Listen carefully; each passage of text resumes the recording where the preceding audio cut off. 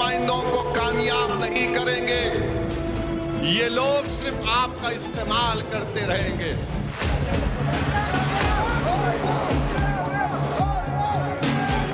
अगर भारत की पार्लियामेंट में अगर किसी एक तबके की नुमाइंदगी नहीं है उनकी आबादी के मुताबिक, तो वो मुसलमान है। जहां पर आपकी क़यादत नहीं है, वहां पर आपको अपनी क़यादत को बनाना पड़ेगा।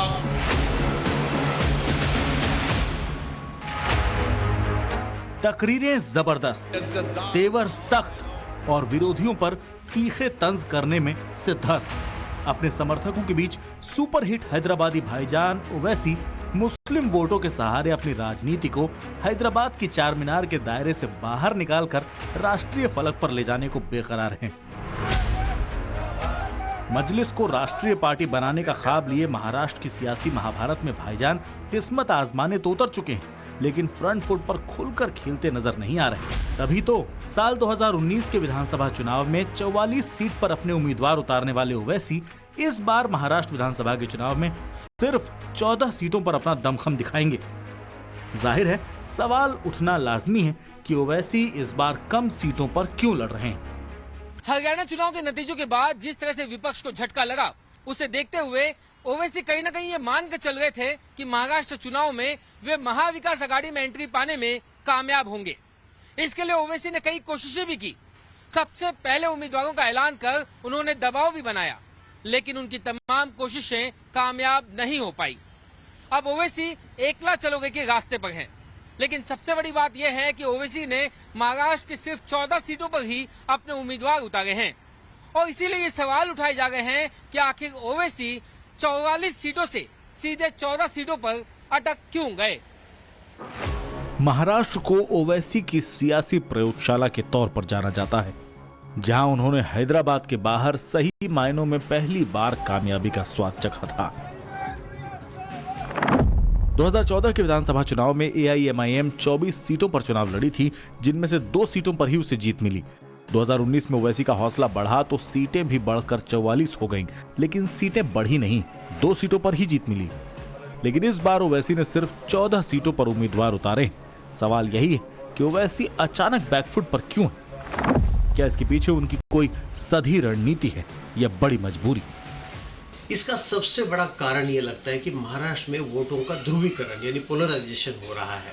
जैसे लोकसभा में देखा गया कि माइनॉरिटी वोट्स यानी मुस्लिम वोट्स सबसे ज़्यादा 99% लगभग वोट महाविकास आघाड़ी की तरफ चले गए। महायुति को यानी कि भाजपा को और शिवसेना को ये वोट नहीं मिले हैं। ऐसा लगता है कि शायद अब माइनॉरिटी से कोई कैंडिडेट MIM के पास जाने के लिए तैयार नहीं है कि हमें आप उम्मीदवार बनाइए, हमें चुनाव लड़ना है, क्योंकि शायद मुस्लिम समुदाय से ये कॉल दिया जा रहा है कि अगर आप लड़ना चाहते हैं तो या तो महाविकास आघाड़ी से लड़िए, क्योंकि सीधा सामना हो जाता है तो रिजल्ट बिल्कुल सामने आ जाता है। महाराष्ट्र विधानसभा में कुल 288 सीटें हैं और इनमें से सिर्फ 14 सीटों पर ओवैसी की जोर आजमाइश को लेकर इसलिए भी सवाल उठाया जा रहा है क्योंकि महाराष्ट्र में मुस्लिम मतदाताओं की संख्या कुल आबादी के करीब 12% है। 2011 की जनगणना के मुताबिक महाराष्ट्र में करीब 1.5 करोड़ मुस्लिम आबादी है। ये मुस्लिम आबादी महाराष्ट्र की 40 सीटों पर बड़े उलटफेर की ताकत रखती है। उत्तरी कोंकण, मराठवाड़ा, मुंबई बेल्ट और पश्चिमी विदर्भ ये ऐसे इलाके हैं जहां मुस्लिम मतदाता सियासी दलों का भविष्य बनाने और बिगाड़ने की ताकत रखते हैं। ऐसे में ओवैसी का सिर्फ 14 सीटों पर अपने उम्मीदवार उतारना कहीं ना कहीं ये भी सवाल उठाता है कि क्या ओवैसी ये समझ चुके हैं कि मुस्लिम वोटर उनके साथ नहीं जुड़ रहा। असल में ओवैसी अलादीन का चिराग घिसते जा रहे हैं, लेकिन कामयाबी का जिन है कि बाहर निकलने का नाम नहीं ले रहा। उत्तर प्रदेश, उत्तराखंड, झारखंड, कर्नाटक और अभी हाल में ही खत्म हुए लोकसभा चुनाव में ओवैसी ने पूरा जोर लगाया, लेकिन कई सीटों पर नोटा से भी कम वोट पाया। हाल में खत्म हुए लोकसभा चुनाव में महाराष्ट्र की औरंगाबाद सीट भी ओवैसी ने गंवा दी।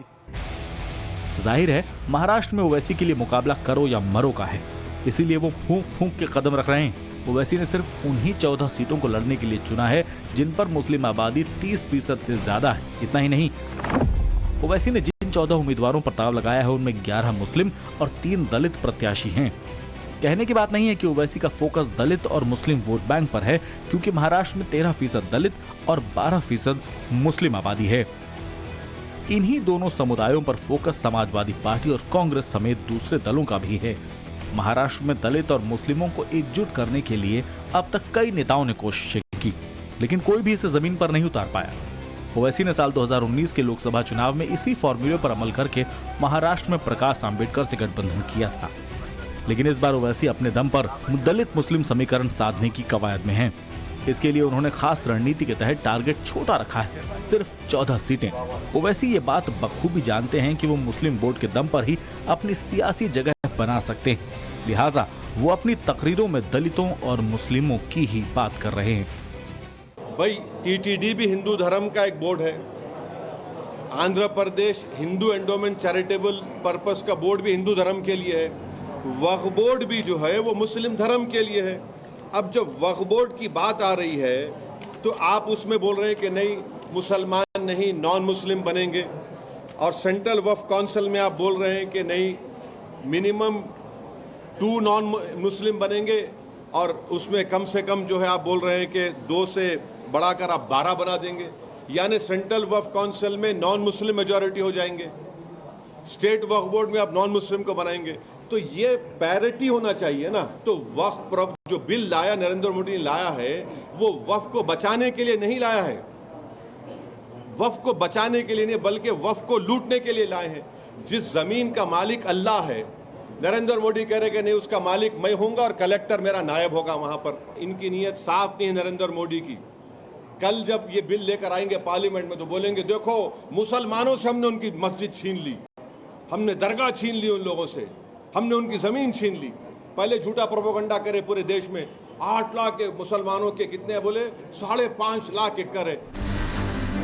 ओवैसी अपनी तकरीरों में मुस्लिम नेतृत्व की बात कर रहे हैं, खुद को सबसे बड़े मुस्लिम राजनेता के तौर पर पेश कर रहे हैं, संसद से सड़क तक सिर्फ मुसलमानों के मुद्दे को उठाते हैं।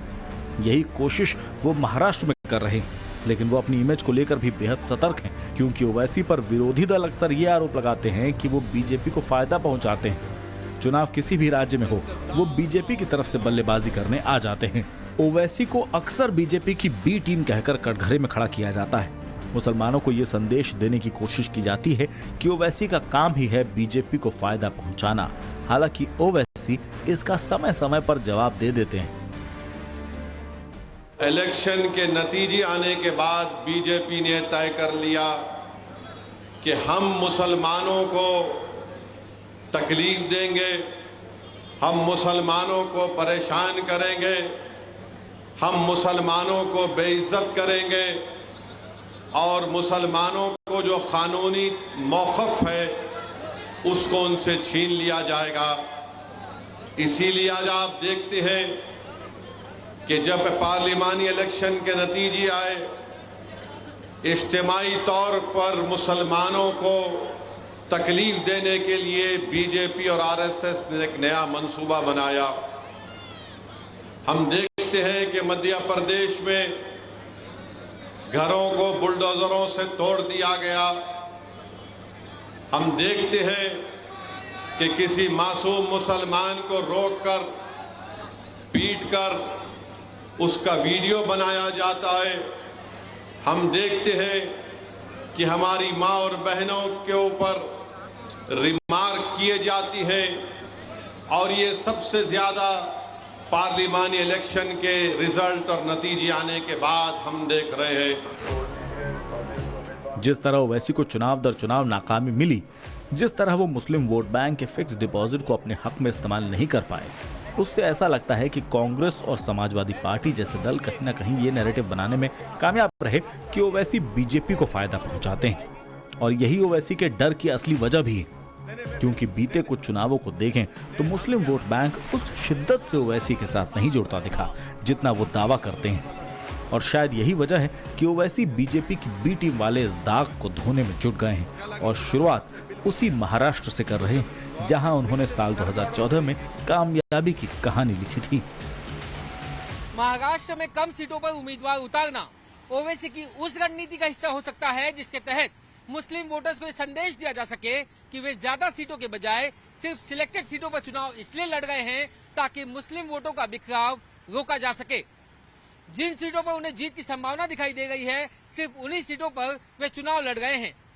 बाकी की सीटें उन्होंने महाविकास अघाड़ी के लिए छोड़ दी हैं ताकि महायुति को हराया जा सके। मतलब कम सीटों पर उम्मीदवार उतारना भी ओवैसी की उस रणनीति का हिस्सा है जिसमें उनका लक्ष्य मुस्लिम वोटर्स ही हैं। लेकिन निशाना अर्जुन की तरह एकदम क्लियर, कम सीटों पर फोकस करना, मुसलमानों को ये संदेश देना कि वो बीजेपी की बी टीम नहीं, बीजेपी के मददगार नहीं, जैसा कि विरोधी दल आरोप लगाते हैं। नांदेड़ सीट पर एमवीए ने मुस्लिम कैंडिडेट दिया है, जहां ओवैसी ने अपना उम्मीदवार नहीं उतारा है। एमआईएम के उम्मीदवार बनने के लिए बहुत कम रिस्पांस है और पोलराइजेशन की वजह से मुस्लिम कम्युनिटी का वोट एमआईएम के खेमे में जाने की बहुत शंका तो बहुत कम नजर आ रही है। इसीलिए महाराष्ट्र की राजनीति में ये बदलाव आ गया है। वैसे ओवैसी की बदली हुई रणनीति के पीछे महाराष्ट्र में अखिलेश यादव की मजबूत एंट्री को भी देखा जा रहा है।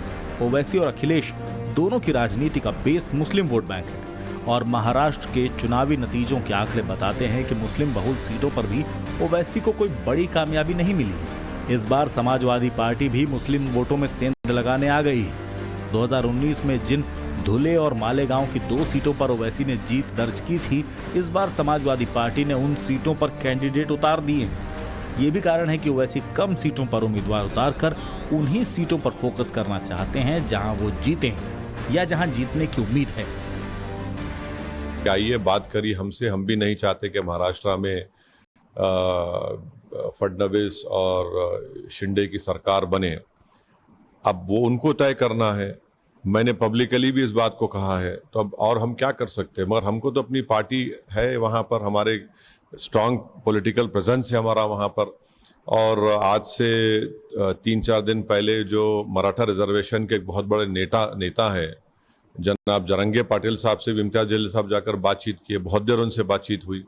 तो हम तो कोशिश कर रहे हैं। अब देखिए, अब ये हर पार्टी को अपना अपना काम करना है। मगर जहाँ तक हमारी पार्टी पर लोग जो हमेशा सवाल उठाते थे, मैंने दूसरी तरफ से, जनता तो नहीं, हम तो बता रहे हैं अब ये उनको तय करना है। नहीं तो हम तो लड़ेंगे चुनाव। हमारे एमएलए हैं, 2 एमएलए हैं वहाँ पर।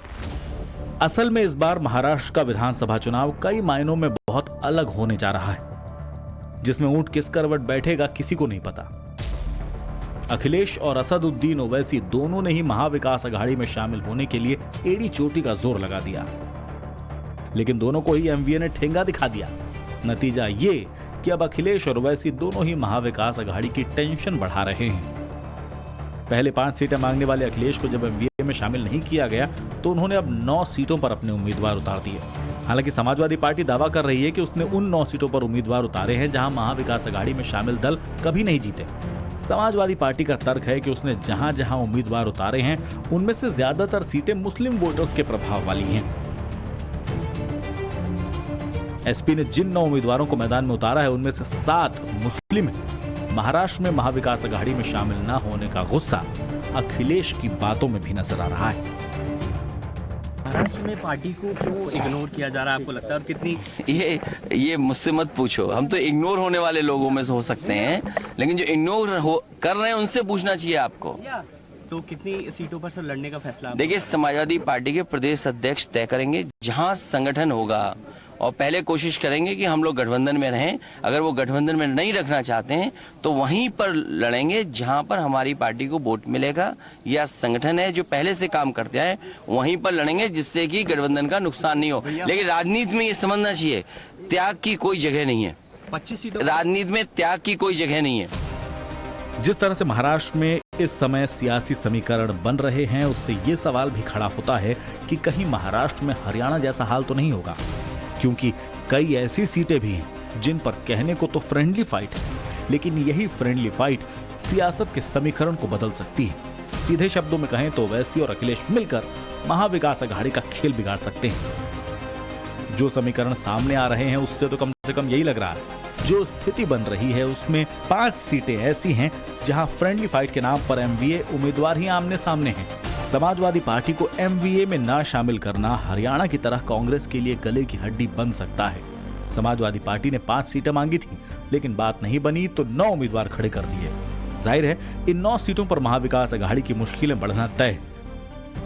इसी तरह ओवैसी भी 14 सीटों पर अपना दम दिखा ही रहे, क्योंकि महाविकास अघाड़ी हो या अखिलेश ओवैसी, सबका वोट बैंक करीब करीब एक ही है।